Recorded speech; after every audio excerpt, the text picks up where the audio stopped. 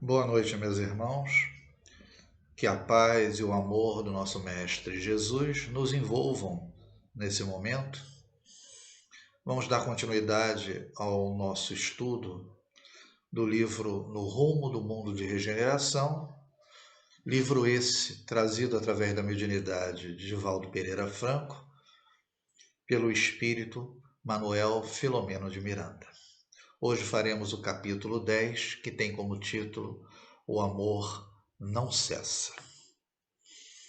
Esse capítulo ele tem o seu início da seguinte forma: no dia seguinte, quando nos reunimos sob a copa de uma velha árvore que esplendia de verdor e a temperatura do amanhecer estava amena, acompanhamos o início dos labores na comunidade espírita. Durante toda a noite, a movimentação fazia-se expressiva em razão do atendimento de espíritos vinculados ao programa de socorro e de iluminação de consciência de respeitável instituição terrestre. Meus irmãos, aqui é apenas para destacar mais uma vez o quanto o trabalho ele é incessante. Então, à noite havia ainda uma movimentação e trabalhos sendo realizados. E continuando o texto, era também um posto de repouso para grupos espirituais que operavam na cidade e ali possuíam os recursos de refazimento com aparelhagens especiais para comunicação direta com as organizações do mais alto. Então nós observamos aqui também que as casas espíritas, elas também servem de posto de repouso para espíritos que chegam ao planeta com uma determinada missão. É interessante, para a comunicação com organizações do mais alto, eles se utilizam das aparelhagens especiais para que essa comunicação se realize. Continuando o texto, a partir das 8 horas da manhã, um bom número de servidores espíritas se encontrava nas salas respectivas do atendimento fraterno, dos passes, dos grupos de estudos, bem como de assistência espiritual a desencarnados na sala de que nos utilizáramos há poucas horas. Tratava-se de uma colmeia de amor sob todos os pontos de vista considerados. Serviço e orações vibravam no ar, leituras edificantes eram divulgadas por aparelhos de som e todos se movimentavam em ambos os planos da vida com objetivos elevados para a edificação do bem sem limite. Utilizando-me de um momento silencioso de reflexões antes de iniciarmos a atividade que nos dizia respeito, interroguei o amigo Gracindo, que confraternizava conosco e demonstrava um bom humor contagiante. Fiquei surpreendido, iniciei o diálogo, com o carinho que a médium Malvina recebeu de todos os membros da nossa caravana, mas também dos diretores espirituais da instituição. Vendo-a frágil, agigantou-se durante o fenômeno mediúnico, e apesar das dores que a martirizam, a mediunidade esplendeu em grandeza durante as comunicações de que fora instrumento, especialmente naquela que envolvia o amigo Ibn. Aqui fica mais uma vez demonstrado, né, a capacidade da nossa médium, né, com dificuldades muito graves, físicas e também obsessivas, mas ela angariava um respeito por um grupo, né, de espíritos, seus mentores espirituais e os diretores espirituais daquela instituição. O diretor sorriu generosamente e explicou: nossa querida irmã foi preparada muito antes da reencarnação para um ministério que vem exercendo com a fidelidade possível. Quando a obra foi planejada, por volta de 1830, em nossa comunidade residencial, Ela foi destacada para ser a médium encarregada de todo o planejamento e por um longo tempo da estruturação no plano material. Não é a primeira vez que exerce a mediunidade, sendo que desta vez profundamente vinculada ao Evangelho de Jesus para o serviço da caridade e da construção do reino de Deus nos corações de todos nós. A vivência anterior na mediunidade foi uma espécie de adestramento para experienciar nos dois planos da vida naturalidade, adquirindo resistências para as lutas de edificação. O que chama atenção aqui nesse momento do texto foi o tempo que levaram, né, para o planejamento, na preparação da nossa médium Malvina. Né? Mais de um século esse planejamento ocorreu para que ela pudesse atingir o nível de eficiência, de eficácia, né, no sentido das manifestações e também na percepção da importância e no cumprimento do que a doutrina espírita nos transmite e o aspecto evangélico trazido por Jesus.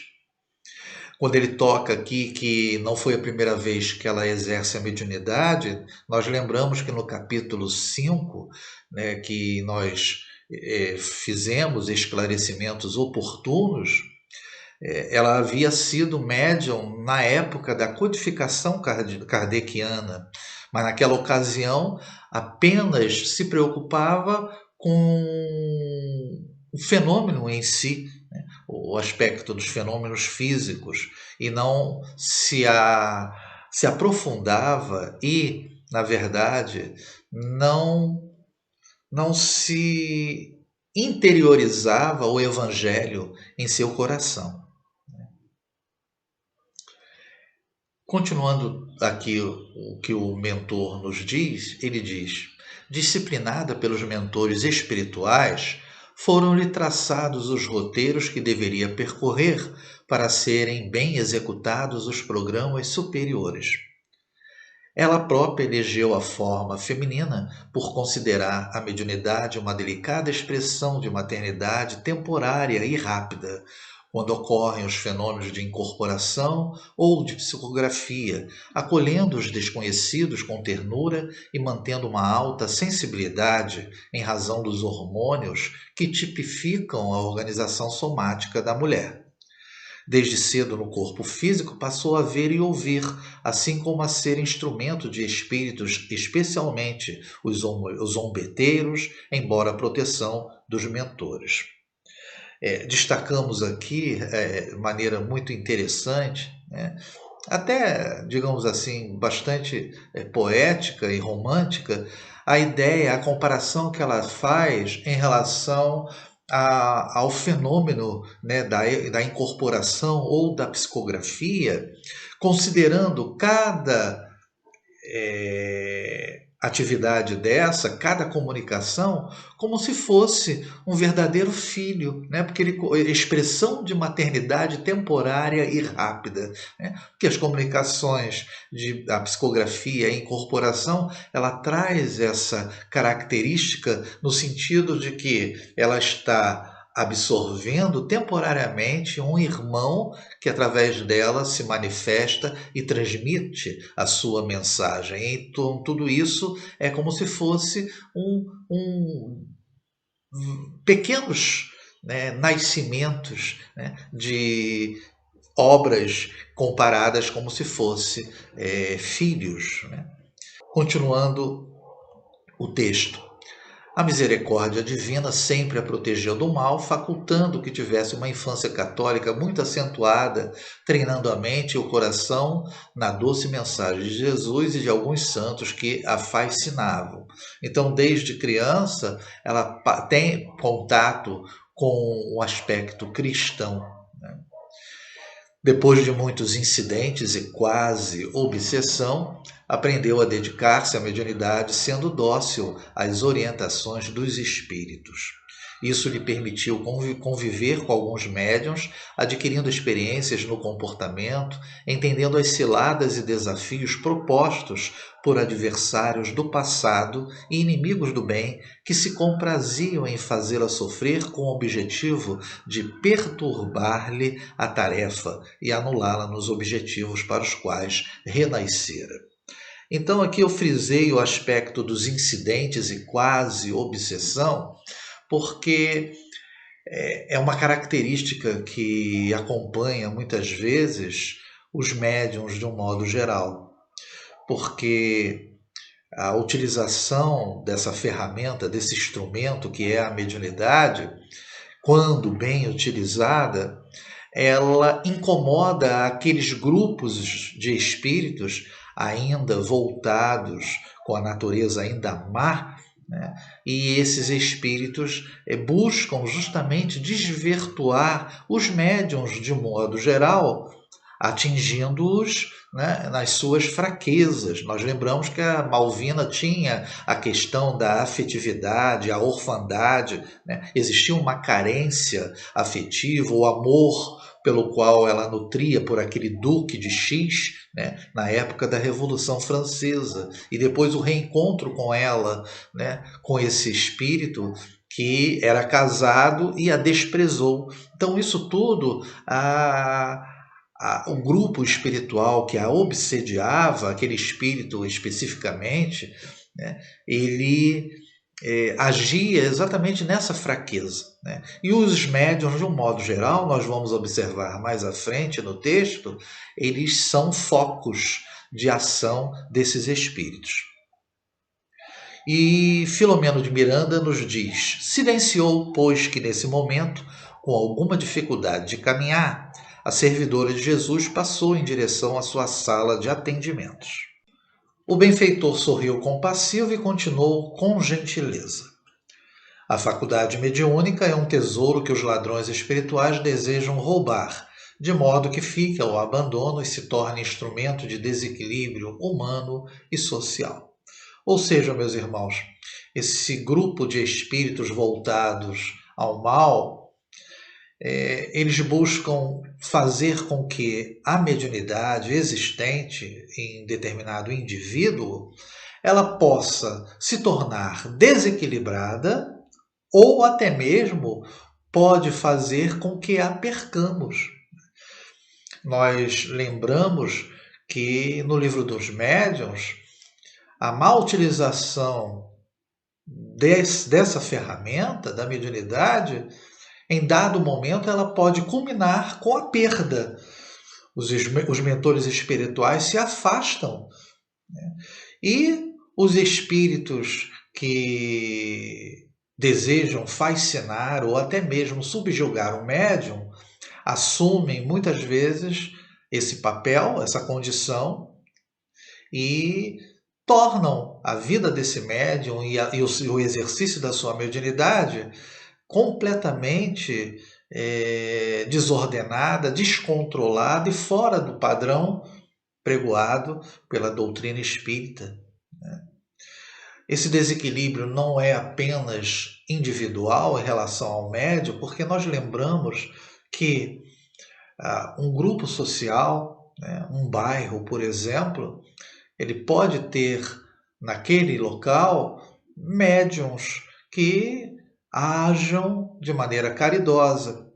E a ação, individualmente falando, em algum deles, provoca não só o desequilíbrio no seu lar, no desequilíbrio íntimo, mas também no grupo que está ao seu redor, os familiares, no seu lar, né? E no bairro, quando a ação desse médium ela passa a ser social, atingindo e beneficiando muitos.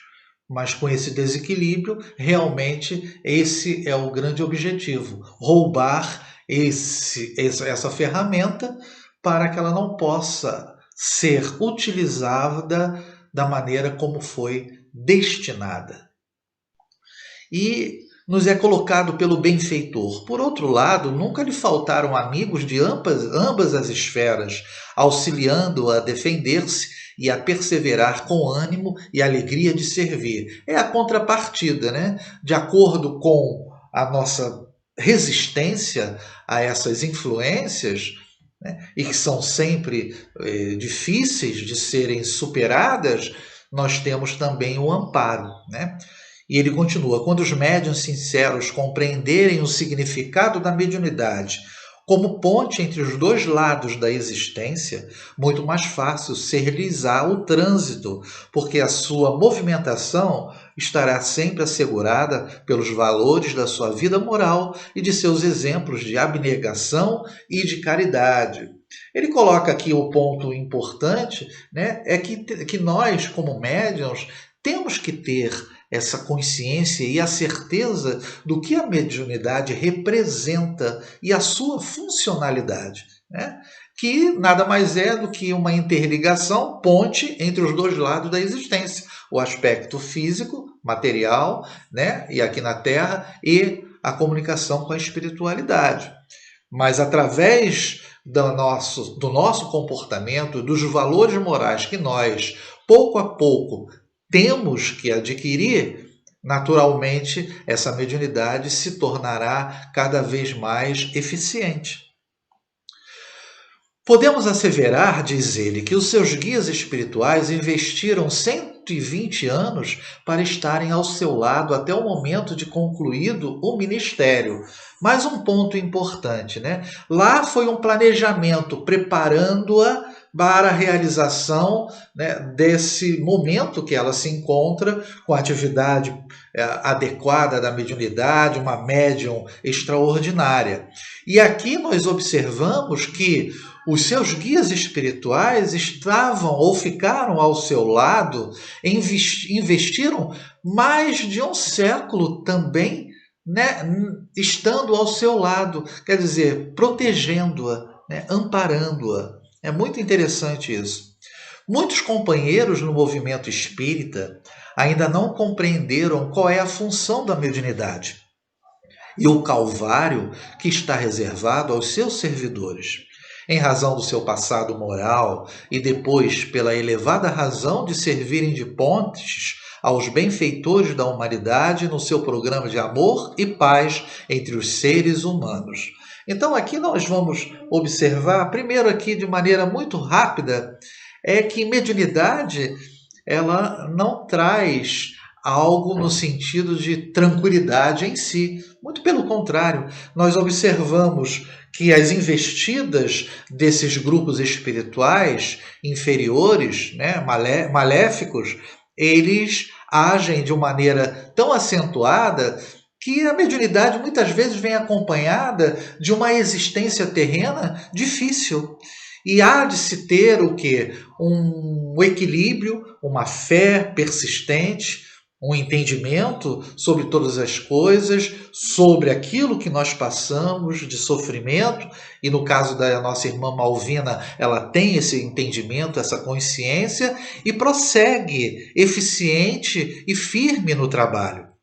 E vamos falar rapidamente sobre essa função da mediunidade, trazendo do Evangelho segundo o Espiritismo, no capítulo 26, dai gratuitamente o que gratuitamente recebestes, e no tema mediunidade gratuita, Kardec nos diz, os médiuns modernos, porque os apóstolos também tinham mediunidade, igualmente recebendo de Deus um dom gratuito, o de serem os intérpretes dos espíritos para a instrução dos homens, para mostrar-lhes o caminho do bem e conduzi-los à fé. Então nós temos aqui, nesse trechinho do Evangelho, 3 objetivos, 3 finalidades, né, da mediunidade. Os médiuns servem de intérpretes aos espíritos para a instrução dos homens, esse é um ponto. Mostrar-lhes o caminho do bem é outra função, e conduzi-los à fé. Então nós temos aqui, brevemente, três funções, 3 finalidades da mediunidade. Agora, é interessante, Nós estamos falando aqui, e essa finalidade da mediunidade aqui, ela está extremamente direcionada ao quê? Ao outro, né? Instrução dos homens, mostrar-lhes o caminho do bem e conduzi-los à fé. Mas é importante a gente ressaltar que quando ela é utilizada seriamente e bem conduzida com essas funções, ela traz um efeito e tem uma função de alavanca. Alavanca em relação a nós, que a exercemos de maneira correta. Então, a mediunidade ela tem essa condição, né, de servir de instrumento do nosso próprio crescimento. Por sermos especiais? Não. Mas por sermos espíritos extremamente necessitados e atrelados a um passado não muito edificante. E ele nos continua. No começo dos fenômenos organizados, os médiuns eram acusados de enfermos mentais, charlatães e narcisistas, com algumas razões, entre outras, o desconhecimento da doutrina espírita, que possui as recomendações saudáveis para o seu exercício correto. Mais tarde, em face do respeito com que viveram muitos servidores da mediunidade com Jesus, foram e continuam sendo combatidos pelos companheiros, inspirados pelos inimigos da causa do Senhor e por sentimentos inferiores outros comuns a todos nós. Então, nesse trechinho aqui, a gente destacou que no início, né, da codificação, do surgimento dos fenômenos lá nos Estados Unidos com as irmãs Fox, depois com as mesas girantes na Europa e com o crescimento da doutrina como um todo, os médiuns eram taxados como enfermos, loucos, charlatães e narcisistas. É lógico que naquela ocasião, no início, né, e Kardec comenta isso no livro dos médiuns, houve os charlatães, aqueles que buscavam tirar proveito dos fenômenos, né, principalmente físicos, que chamavam a atenção nos auditórios. Mas é importante que depois de estabilizado, de certa forma, a doutrina espírita, né, e o exercício correto, né, através de médiuns sérios, essa perseguição ela continua incessante. Nós observamos pela leitura que os médiuns são focos, são pontos que chamam, né, a atenção desses grupos, dos obsessores, né? E atrelado a essa dificuldade da influenciação, nós temos, e eles se aproveitam disso, os nossos sentimentos inferiores, as nossas fraquezas que facilitam essa ação negativa, né? E aí ele, como ânimo, ele diz: mas aquele que perseverar até o fim, como ensinou o mestre, terá conseguido o êxito. Isso é um ponto importante porque nós devemos ter certeza moral, firmeza moral no que a doutrina espírita representa e certeza, acima de tudo, nos ensinamentos de Jesus. É importante que nós tenhamos firmeza e perseverança no trabalho. Continuando o texto, Manuel Filomeno de Miranda nos diz: nestes dias, a necessidade da vivência mediúnica à luz sublime do Espiritismo é urgente, mas as distrações e licenças morais têm sido portas abertas na direção do abismo, da indisciplina e do fracasso.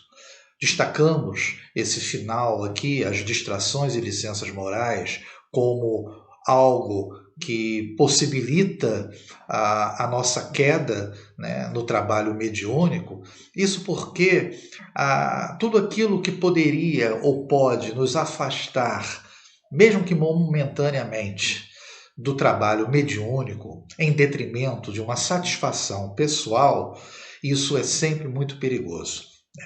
E, em contrapartida também, todos os comportamentos que estão fora, né, da conduta apregoada dentro das leis divinas e que podem ser, digamos assim, considerados como aceitos ou existindo uma flexibilidade, né, nos tempos atuais, principalmente em relação ao aspecto da mediunidade, alguma atividade, né, que esteja fora daquilo que está previsto dentro até mesmo do que Kardec colocou nos livros dos médiuns, no exercício dessa mediunidade.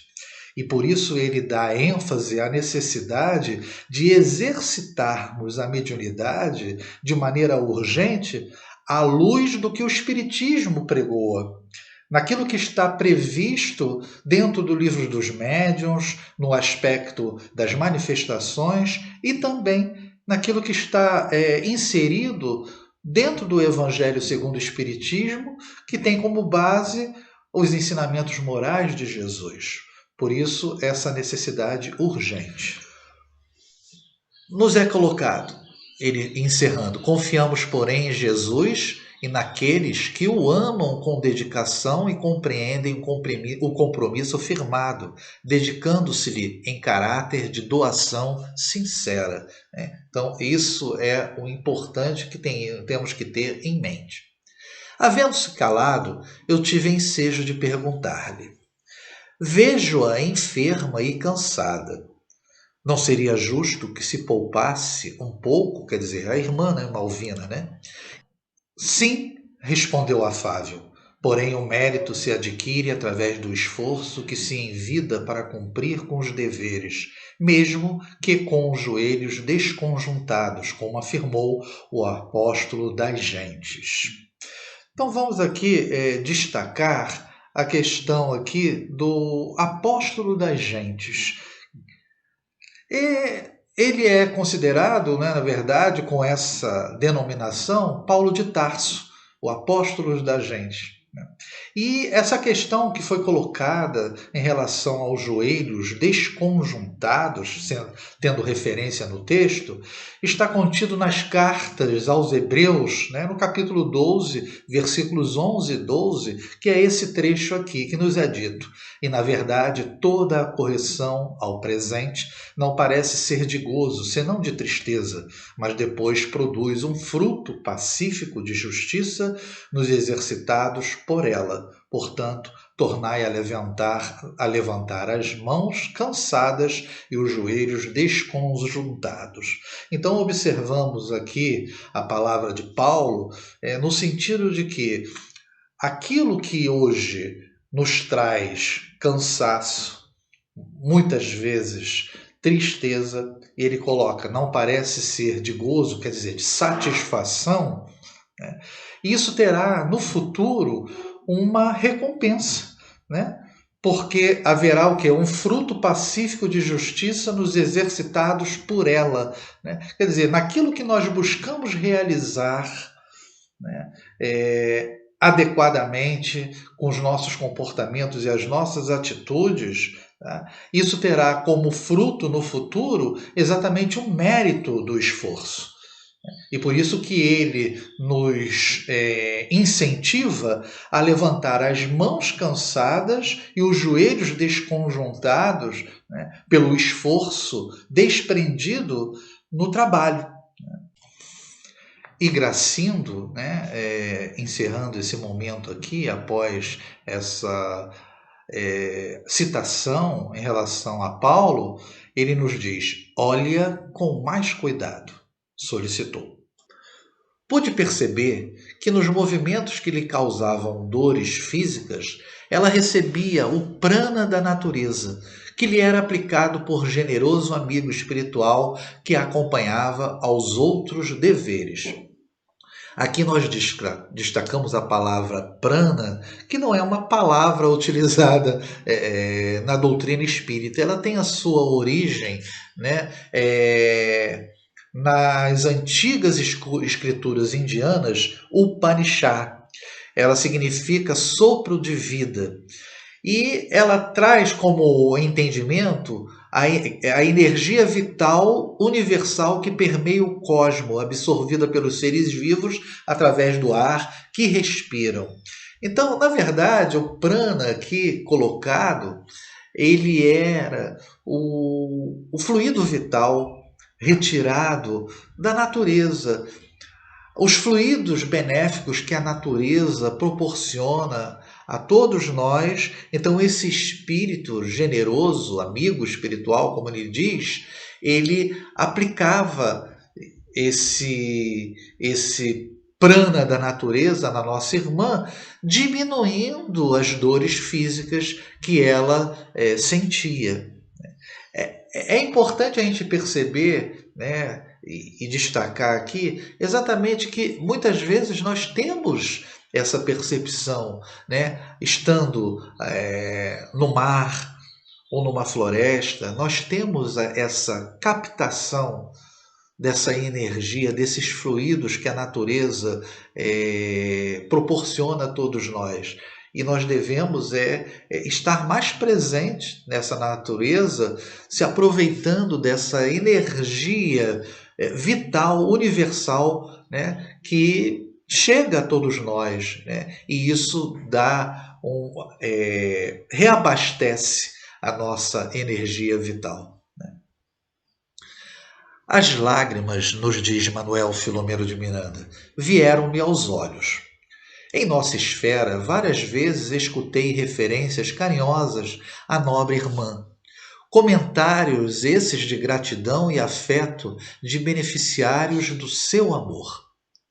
Era-me uma bênção encontrar e conviver com uma verdadeira cristã, à semelhança daqueles seguidores fiéis de Jesus desde a primeira hora.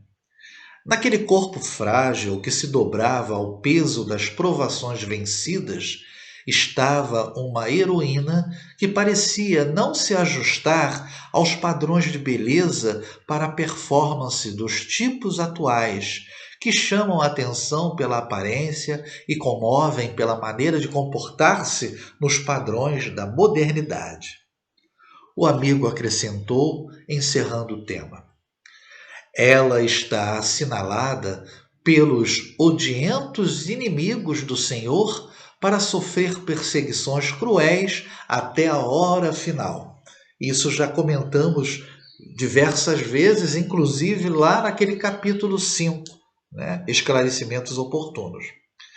E importante aqui, ela tem conhecimento, mas não parece preocupada.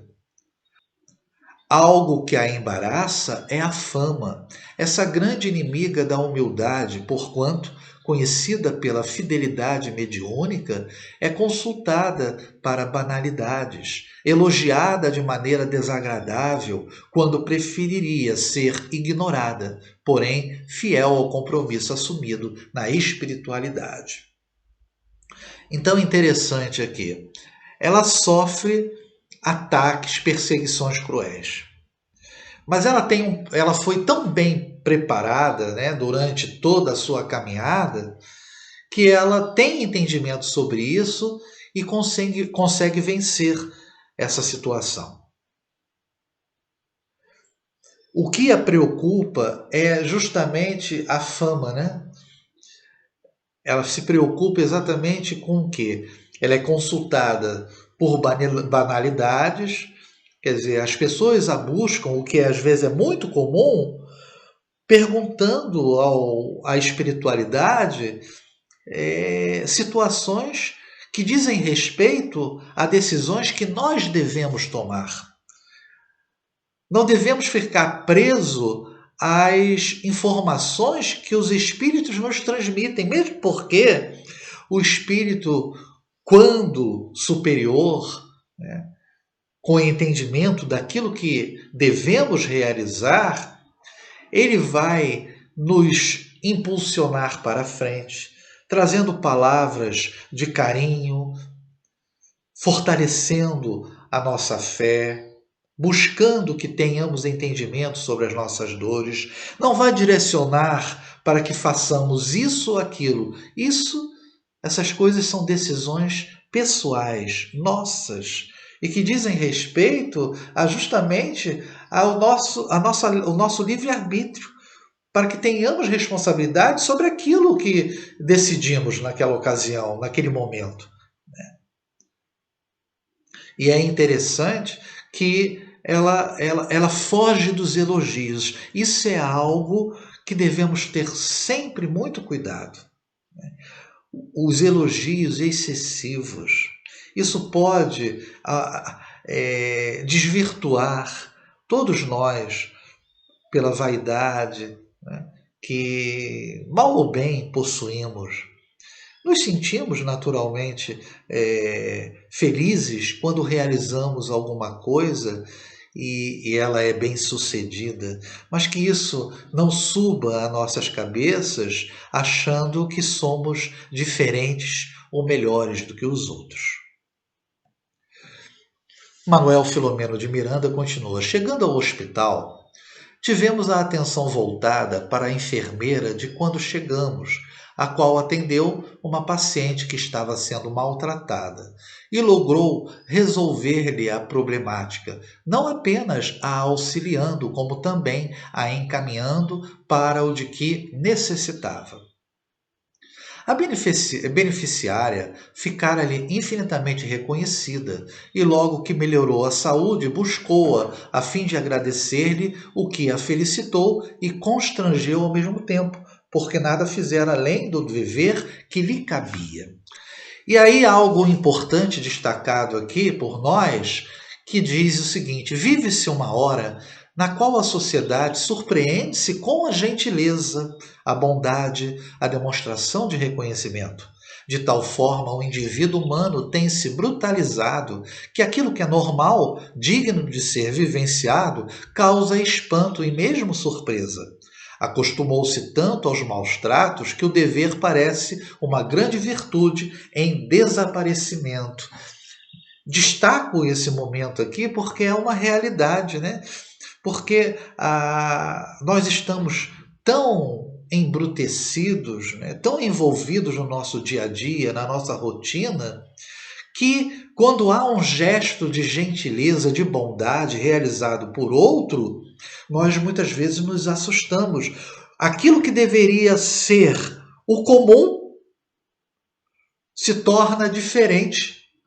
Isso demonstra o quanto a sociedade está longe do que se espera dela, né? Do que a humanidade deveria exercitar. E por isso nós trouxemos do livro Glossário Espírita Cristão, pelo Espírito Marco Prisco, na mensagem Gentilezas Salvadoras. E há um trechinho aqui que Kardec nos diz, no capítulo 9, no item 6. Aquele cuja afabilidade e doçura não são fingidas, nunca se desmente. É o mesmo tanto em sociedade como na intimidade. Vamos iniciar refletindo sobre isso, porque quando nos dizemos médiuns, nós não somos médiuns apenas na casa espírita. Esse comportamento ou essa atitude ela tem que ser sempre constante, independente de estarmos na casa espírita ou no nosso lar, ou no contato com qualquer pessoa, com qualquer irmão. Muitas vezes, quando falamos, né, de espíritas, estamos falando de atitudes cristãs. E essas gentilezas tão raras ultimamente, pelo Espírito Marco Prisco, eu pincei apenas algumas. Ele nos diz: quando você afasta do piso uma casca de fruta deixada pela negligência de alguém, não pratica apenas um ato de gentileza. Evita que algum desavisado escorregue sofrendo tombo violento. Então, é importante a gente destacar que são pequenos gestos, pequenas atitudes que parecem insignificantes, mas têm uma consequência positiva, evitando um mal maior, né? A queda de alguém. E ele nos diz aqui: portanto, a boa palavra, em qualquer situação, você não atende exclusivamente à finura do trato. Realiza entre os ouvintes o culto do verbo são, de onde fluem proveitosos e salutares ensinamentos. Quer dizer, a verbalização enobrecedora, né? O verbo bem colocado, não é só uma questão de você falar fino trato, né? De falar de maneira educada. Não. É porque você, utilizando o verbo de maneira gentil, ele serve como instrumento de alívio muitas vezes para o outro. A palavra bem colocada, ela age como um instrumento de caridade também. Procurando ajudar um enfermo cansado a galgar e vencer dificuldades, você não procede imbuído apenas de gentileza. Coopera para que a vida se dilate no debilitado, propiciando-lhe ensejos evolutivos. Eu botei esse daqui justamente porque estávamos falando sobre a enfermeira, que agiu de maneira o que? Gentil. Essa atitude dela, ela cooperou com uma possibilidade dessa senhora prosseguir a sua caminhada de maneira melhor, né? Não tendo a necessidade de sofrer aqueles maus tratos, né? E aí, encerrando, ele nos diz: no exercício da gentileza, a alma dilata recursos evangélicos e vive o precioso ensino do Mestre, ao enfático doutor da lei, com a afabilidade e doçura, quando ele afirmou: vai e faze o mesmo. Quer dizer, nós temos aqui, nesses gestos aparentemente insignificantes, grandes possibilidades de auxílio, de doçura, né? E de caridade, como o Mestre nos ensinou. Continuando o texto, Manuel Filomeno de Miranda nos diz: a paciente era um espírito nobre em prova redentora, como muitos outros surpreendidos pela pandemia. Esse inestimável recurso de que a divindade se utiliza a fim de chamar a atenção das criaturas humanas em sua pequenez ante a grandeza da criação, tem sido um instrumento de reequilíbrio para facilitar o entendimento das leis soberanas, trabalhando em benefício da evolução do ser. A transitoriedade do corpo tem que ceder ante a fatalidade imortal, por cujo mecanismo se atinge o ápice da plenitude. Então aqui ele coloca o grande objetivo da pandemia, né, já muito destacado durante o nosso estudo, o livro como um todo, nos capítulos anteriores também, nos mostrando que essa pandemia traz como grande foco uma possibilidade de mudança de comportamento da humanidade, uma demonstração de quanto nós somos pequenos diante da natureza como um todo, daquilo que não conseguimos, na verdade, dominar e controlar, né? E isso possibilita, como ele coloca aqui, que nós tenhamos um melhor entendimento sobre as leis divinas como um todo, né? E ele continua aqui: o desprezo dos valores éticos morais em benefício da corrupção interior, através dos vícios e mecanismo dos duvidosos prazeres, engendrou a proliferação dos vírus que geram as enfermidades diante das quais se dobram as mais perversas convicções incapazes de eliminá-los. Nas mentes viciosas e carregadas de culpa, encontram-se as energias mantenedoras dos elementos vitais que destroem ou transformam as construções orgânicas. Então, nós temos aqui, parece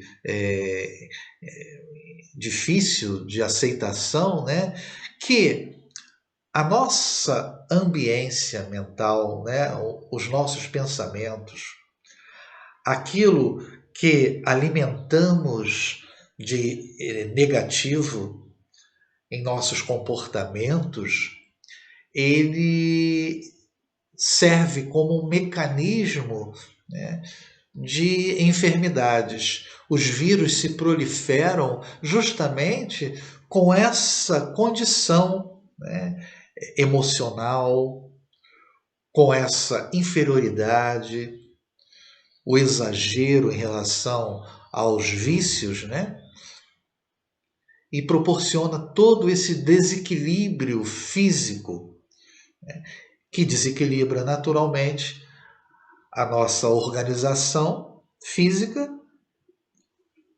ainda mais também o aspecto mental, e a doença nos atinge.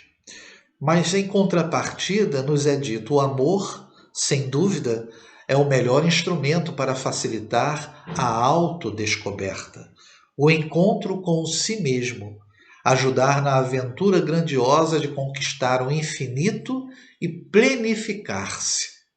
Quando recusado, existe a opção B, por eleição do próprio indivíduo, que é o sofrimento purificador, ante cujo impacto nada ele pode, senão submeter-se para despertar para a realidade um pouco mais adiante. Então, nesse momento aqui, tão importante, ele nos coloca aqui os dois caminhos, né? O caminho do amor e o caminho da dor, tão falado, né, na doutrina espírita, essas duas possibilidades. Ou você aprende amando, exercendo a caridade em relação ao seu próximo, ou você aprende sofrendo pela sua inconsequência, pela sua irresponsabilidade.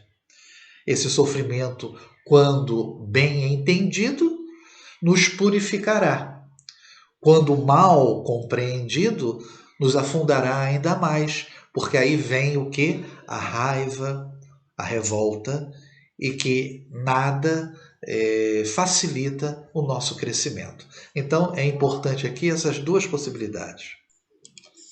A senhora Francisca, a humilde beneficiária da gentileza feita pela funcionária da saúde pública, é um espírito nobre, revestido na indumentária da pobreza, a fim de melhor servir à humanidade. Faz parte desse grupo de heróis anônimos sobre os quais se fincam os alicerces da legítima fraternidade sem as aparências mundanas habituais. É importante aqui, ele está destacando uma senhora simples.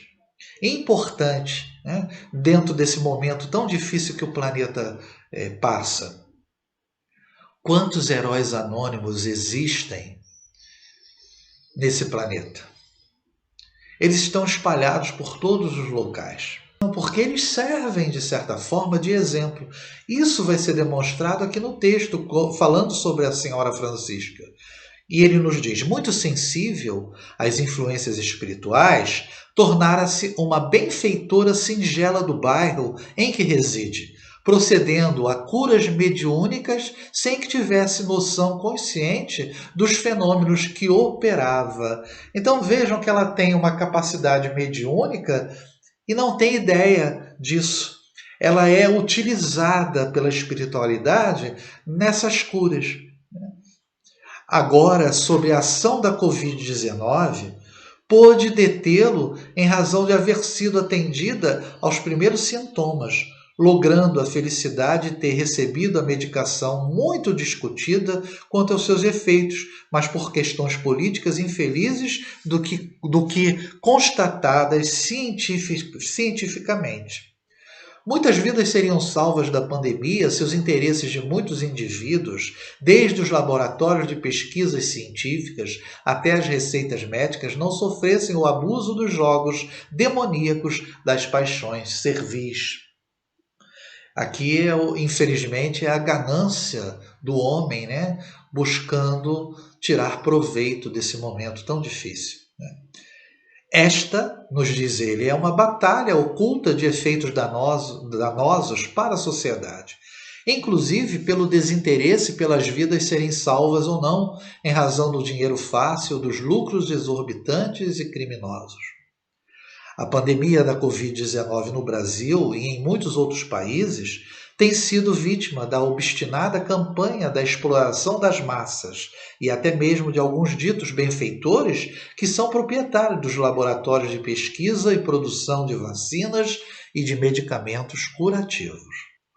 Nesse sentido, o ser humano, com as suas nobres exceções, é vítima desditosa do poder a que aspiram e no qual estertoram e desencarnam vitimados por essa fatalidade para a qual não há exceção.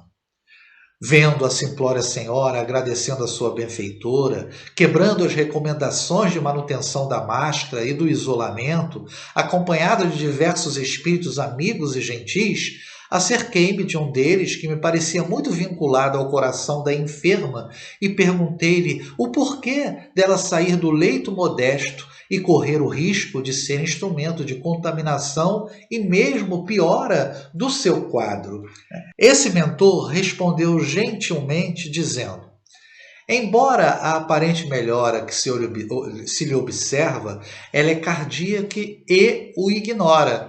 Deverá desencarnar em poucos dias, sendo vítima de agravamento do seu estado de um para outro momento, por complicação no órgão com problema.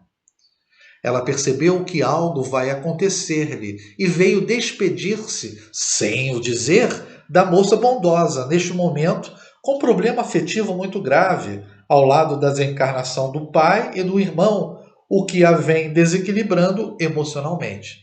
O seu sentimento de gratidão, expresso nesse contato, tem objetivos futuros após a sua desencarnação.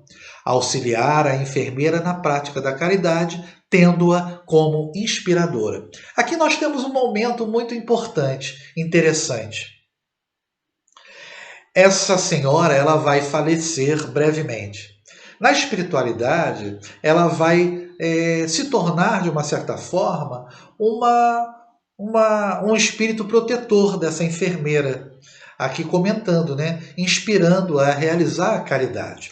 Aqui tem um ponto interessante. Essa enfermeira é a mesma lá do capítulo 8, onde ela contaminou o pai e o irmãozinho e os dois vieram a falecer. E o pai passa a estar muito próximo dela, desequilibrando-a. E por isso aquele sentimento de suicídio sempre constante, presente com essa enfermeira.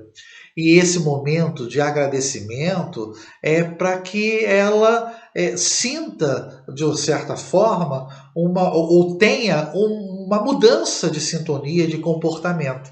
E isso vai também ser influenciado por essa senhora após o seu desencarne, induzindo a caridade. E induzindo a caridade, naturalmente, esse sentimento e essa ideia do suicídio, pouco a pouco, vai se perder. Tudo está ocorrendo de maneira inconsciente, mas que nos é do conhecimento e a inspiramos na decisão. O seu gesto terá um grande efeito na moça que uma ou outra vez tem pensado em suicídio pela solidão que experimenta, vítima também da perseguição de cruéis adversários do passado, alguns dos quais foram atendidos recentemente. Ela ficará tão impregnada desse amor singelo que nos facilitará ajudá-la e preparar-lhe campo para ações futuras. Então observem que, através do amor que essa senhora estará demonstrando, facilitará o quê? O auxílio da espiritualidade. Sorrindo, ele concluiu: nada se perde neste mundo de meu Deus. Conforme uma forma popular de expressar a sabedoria do Pai, observei que a jovem conversava animadamente com o paciente, mantendo uma regular distância e agradecendo com emoção maior do que o fato impunha. Era compreensível porque naquele momento ela encontrava alguém que a valorizava, superando o impacto do abandono de que fora vítima pelo afeto a que se vinculava. Aproximei-me numa tentativa e interesse de aprendizagem e ouvi a enfermeira dizer-lhe: A senhora não sabe do significado da sua visita neste momento de exaustão e dor. A visitante respondeu-lhe calmamente, a senhora, né? Eu sinto que vou morrer, mas do céu eu virei cuidar da senhora, tenho certeza. A jovem tentou-se dissuadi-la com palavras amigas e despediu-se bastante comovida. No diálogo rápido, observei como o espírito com quem eu falara inspirava a paciente com ternura paternal. Por sua vez, notei que o seu genitor, que houvera desencarnado fazia poucas semanas, encontrava-se enleado dos fluidos da perturbação, pedindo socorro à filha, que, não sabendo o de que se tratava, experimentava uma significativa angústia. Atribuía esse estado ao drama pessoal que a martirizava. Em realidade, eram várias condições conjuntas que se somavam, afligindo-a e roubando-lhe as forças. Então, aqui, confirmando o que havíamos dito, o pai, ao lado da filha, da enfermeira, né, perturbava, ele mesmo estando perturbado pela situação, né, trazia-lhe uma angústia a essa filha, e esse sentimento também impulsionava aquelas ideias suicidas. Né? E aqui um elemento importante, né, destacado. A prece é sempre o recurso precioso para ser utilizado em qualquer situação, porque ninguém estando a sós, aquele que ora facilita a comunhão com a transcendência, proporcionando aos bons espíritos ajudá-lo e afastando os maus, que sempre são beneficiados pelas vibrações que emanam da prece. Tudo é vinculação do amor nas suas múltiplas manifestações. É importante aqui destacado isso, porque quando falamos de prece no sentido verbalizado. Né? A ação da senhora no agradecimento a essa enfermeira é uma prece através de um ato. A prece, ela se caracteriza por um pensamento positivo, enobrecedor. O gesto de amor feito por essa senhora é uma prece. E por isso que tudo é vinculação do amor nas suas múltiplas manifestações. O amor está presente quando você tem dentro de si esses sentimentos enobrecedores, o desejo sincero de auxiliar. Tudo isso é a expressão do verdadeiro amor trazido por Jesus. É a prece expressada através das ações. Quando a senhora Francisca saiu, a jovem buscou a sombra de velha mangueira no jardim, necessitando do ar puro da natureza, e sentou-se num banco de marmorite que a circundava. Recordou-se do genitor nos seus momentos finais e começou a orar, rogando a proteção divina. Vejam que ela conseguiu ter um momento de equilíbrio e orou, coisa que provavelmente não tinha feito até então. O nosso Cláudio, que comigo acompanhava a cena, acercou-se carinhosamente e pôs-se a aplicar-lhe passes longitudinais, culminando por retirar o pai em perturbação, e solicitou a 2 auxiliares que estavam em nosso grupo que o conduzissem ao lugar de recolhimento. Então nós observamos aqui o auxílio prestado pela espiritualidade. O momento da oração realizada pela nossa enfermeira, ela possibilitou que o pai pudesse ser o quê? Afastado. Né? Possibilitou o auxílio da espiritualidade, afastando o seu pai, e desta forma ela tendo uma melhor condição de se reequilibrar. Esse capítulo foi encerrado, né? Capítulo 10, o amor não cessa, dessa maneira, e que nos demonstrou pontos importantes ao longo da nossa narrativa, trazida por Manuel Filomeno Miranda também, E um ponto interessante é a questão da nossa irmã Malvina, né? A questão da mediunidade, né? A preocupação dela em não ser afetada pela fama. Emmanuel, no livro Seara dos Médiuns, ele tem uma frase muito interessante. Ele nos diz o seguinte, que não é a mediunidade que nos distingue, mas é o que fazemos através dela, a maneira como a utilizamos. Então, o médium pode ter uma mediunidade muito grande, mas a utilização dessa mediunidade para meios próprios, interesses próprios, não faz dele um médium maravilhoso.